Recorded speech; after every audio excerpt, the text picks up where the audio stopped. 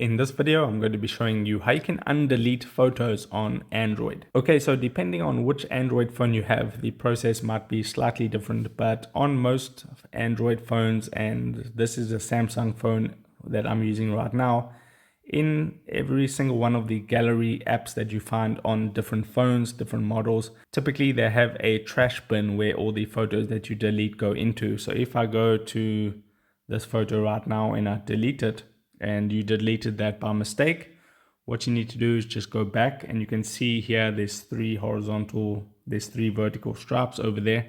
If you tap on that, you'll now see the option of recycle bin, and most apps these days will have this recycle bin that you can tap on. So you go to the recycle bin, you can see there's the photo right there. You just need to tap on the restore button, whatever it looks like on your app that you're using.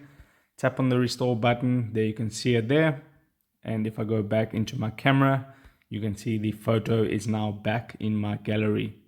So that is how you can undelete photos on Android. If this video helped you out, don't forget to drop a like onto it and subscribe for more, and I'll see you in the next video. Take care.